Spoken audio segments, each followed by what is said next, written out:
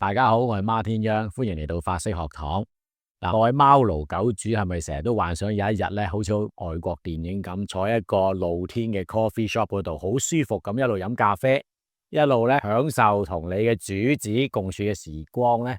呢個夢想咧唔再係空想啦，因為特首最新嘅一份施政報告咧，已經正式拍板，提出會研究修例，推出一個特定嘅餐廳牌照。咁咧就可以容許劃出一個特定嘅區域咧，俾我哋同寵物一齊去用餐喎。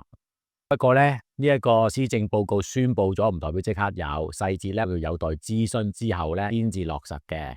咁依家講緊咧就係2026年中先至俾大家餐廳咧可以正式申請呢個牌照。咁我哋梗係要講翻點解一直以嚟香港嘅餐廳都唔能夠俾寵物入去啦。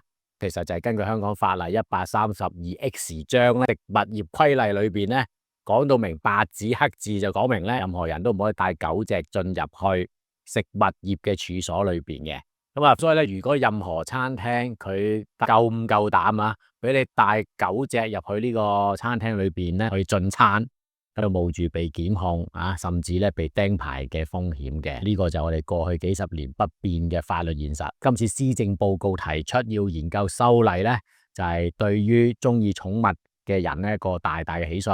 依家細節未定啊，咁但係從一個穩健啊可行嘅一個牌照咧，應該考慮咩因素咧？我相信可能都有幾樣嘢嘅。首先第一就係嗰個物理間隔啦，即係寵物專區應該點樣分隔啊？係咪拉條繩啊，或者擺個牌啊咪夠啦？定係即係好似我估咁，可能用玻璃隔啊，定點樣？呢個後尾再討論嘅。咁啊，大家睇下有咩意見啦。第二咧就要有啲獨立嘅通風系統啦。咁因為咧有啲人對呢個動物嘅毛髮係敏感噶嘛，通風系統嘅效率咧對呢方面咧就對於人嘅安全嘅保障咧就好重要啦。第三，梗係有呢啲嚴格衛生嘅守則啦，即係譬如點樣去規範啲寵物嘅活動嘅範圍啊，或者佢有啲咩專用設施去處理呢個寵物嘅餐具啊等等啦，員工有咩培訓啊，呢啲都會係討論範圍啦，我相信。但係無論咧嗰個諮詢最後嘅結果係點，我哋都可以講下呢一個。喂，再嚟個。但係無論個諮詢係點咧，嗰個法律嘅責任啊，個核心都必然係以下幾樣嘅。首先咧，第一個就係餐廳老闆嘅責任啦。首先佢有一個佔用人喎，咁我哋叫做佔用人法律責任，即係 occupiers liability。所有嘢咧，其實都係呢個佔用咗嘅地方裏邊發生啦吓。咁啊，試下講下情景。咁第一個情景就係一個對寵物毛髮咧有嚴重哮喘嘅客人，佢坐喺普通區，但係因為餐廳嗰個通風設備唔理想啊，達唔到第日牌照嘅標準啦，導致到佢過敏發作入咗醫院。咁呢個客人咧都有理由去控告呢個餐廳疏忽索取賠償。又有啲情況，你知狗傾傾下偈咧，隨時就打交噶，有時會。咁一個小朋友因為兩隻打交，咁啊好奇啊圍觀，點知混亂中俾一隻狗咬傷。咁家長咧可以代呢個小朋友咧去告餐廳，佢冇好好做好呢一個人流管理同埋區域分隔，導致呢一個意外發生。咁所以其實餐廳老闆第二日就算攞咗呢個牌照都要好好考慮一下，去買一份足夠嘅第三者保險啊。第二樣關事嘅人咧，就梗係寵物嘅主人啦。佢其實喺一個根據香港法例咧，你隻狗咬親人，基本上狗主都責無旁貸嘅。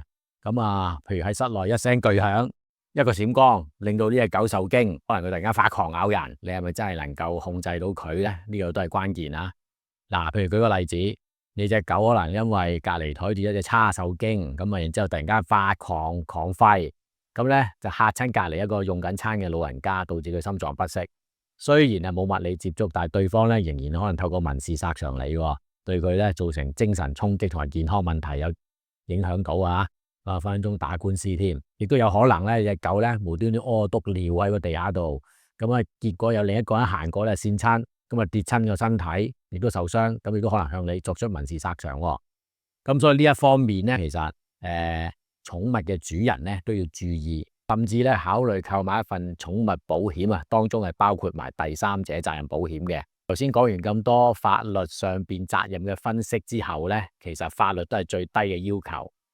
更加重要咧係關於如果寵物第日可以餐廳係大行其道嘅時候咧，我哋到底有啲乜嘢倫理道德啦，可以更加好好咁去大家去遵守。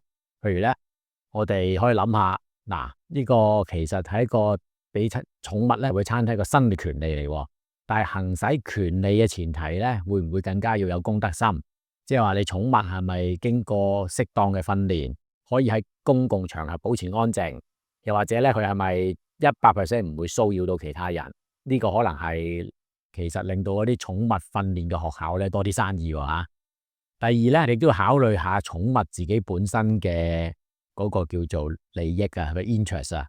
嗱，你哋帶寵物出去都係為咗佢開心啦，自己當然亦都開心啦。咁咧，但係你淨係為咗自己開心，帶佢一個好嘈雜、好多人、好陌生嘅餐廳環境咧，咁啊對小動物嚟講，其實佢未必享受嘅喎，可能係承受嘅啫。咁啊，作為一個有責任嘅叫做主人咧，咁啊希望咧都係可以揀一啲適當嘅場合先帶佢去啦，唔好咧就香港人最中意就係叫做跟風啊嘛，係咪？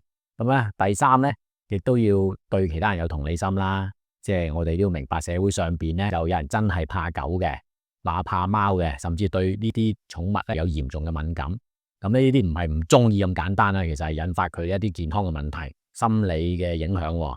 所以咧，即使係有合法嘅寵物區，都應該保持同理心啦。第日理解同埋尊重人哋嘅感受啊，同埋需要啊，盡量咧去避免其他人嘅唔舒服咯。總括嚟講，施政報告提出嘅寵物餐廳呢個方向，絕對係香港邁向人同寵物共融嘅一個里程碑啊，係值得肯定嘅。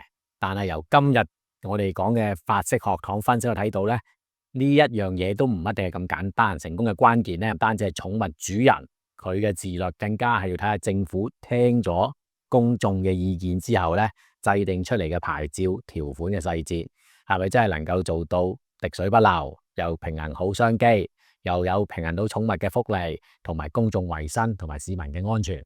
咁呢個新政策對餐廳嚟講咧，肯定係一個商機，但係亦都係一個挑戰啦。咁啊，對寵物嘅主人嚟講，當然係福利，但係亦都係責任啊。咁啊，成個社會嚟講，應該係好有進步嘅。聽完法式學堂之後，你係對即將嚟臨嘅寵物餐廳牌照，大家有咩初步嘅睇法？不妨留言俾我哋知道。如果中意我哋 channel，記得 comment、like、share 同埋 subscribe 訂閱啦。